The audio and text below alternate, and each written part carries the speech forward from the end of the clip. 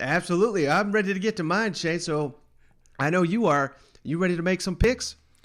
Hell yeah. Let's do it. All right, Shane. I'm going to start here with the noon Eastern, 11 a.m. Central kickoff on ESPN right after College game day. We're going to have us the Missouri Tigers, Shane, at number 1 Georgia. Georgia favored by 38.5 points. Good night. The over-under, 59.5 points.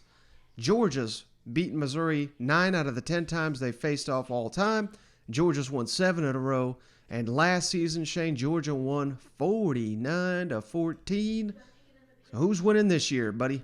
Golly, I fell asleep listening to this one, Mike, because that's a nooner for a reason. Just kidding. Mizzou's had it rough, brother. I mean, they've had it rough. It seems like since week 3, it's just been downhill, a downhill spiral. And this just feels like the very bottom when you're going against the Georgia Bulldogs, a team that has not struggled against anyone they've played. I mean, we try to create these narratives coming into these ball games and trying to find different ways that teams can be competitive against the Georgia Bulldogs. Well, Mike, I just don't see it happening this week.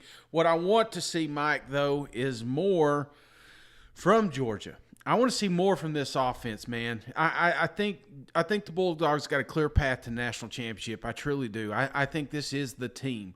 But the only team that is going to derail them is the Georgia Bulldogs. If they don't get this offense going, and I know you're saying, well, Shane, look, man, look at this one pass that he made. Well, look at this one run. That's not what I'm talking about, Mike. I want to see aggressive play calling from the offense because you're going to need it at some point this season. I want to see if it come out. Has anybody said anything about the quarterback this week, Mike? No, they're keeping it close to the vest, so we don't even know who's going to be starting for either team, really. I mean, come on, Mike.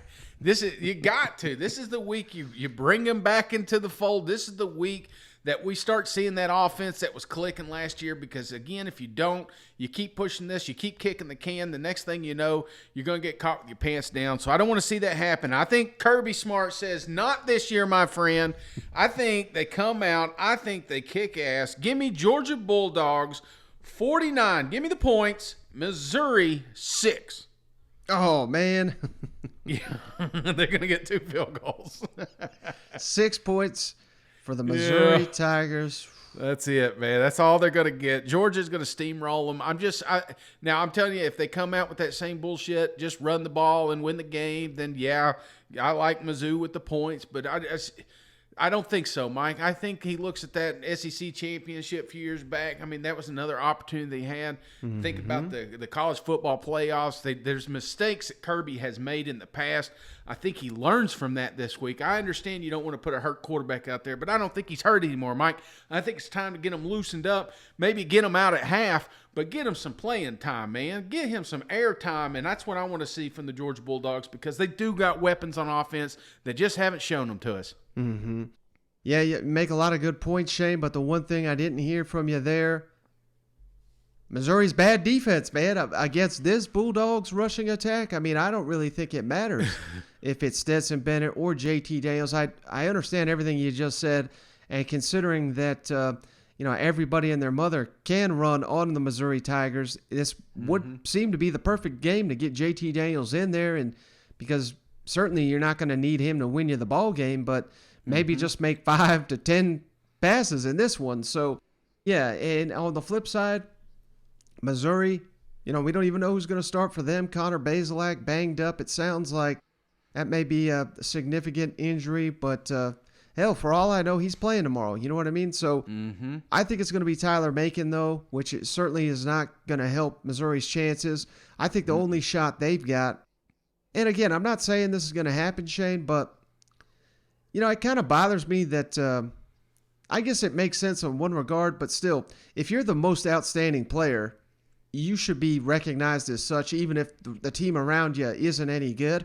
But just imagine a scenario where Missouri does hang with Georgia, and it's because they put Tyler Beatty out there, and he puts the team on his back. And certainly Missouri, it would take a miracle to win this game, but let's say they nearly win it, and Beatty has like 300 yards and 4 or 5 touchdowns. I'd put him in the Heisman conversation, Shane, if he was able to do something like that against this Georgia defense. Now, I say all that to say I don't see it, but this is the opportunity for him to make that case and certainly make the case that he's an All-American. Probably going to be too much to ask that he's a Heisman candidate, but he's playing like it, Shane. He's playing like one of the best players in the country. But I'm right there with you, Shane, and we almost have the same identical score. I got Georgia 48, Missouri 6.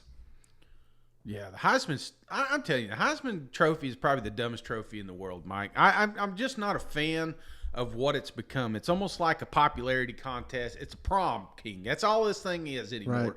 Right. When you look at players like Beatty, when you look at players like Jordan Davis, you look at players that are really, truly taking over the program, just making teams one-dimensional. I mean, come on.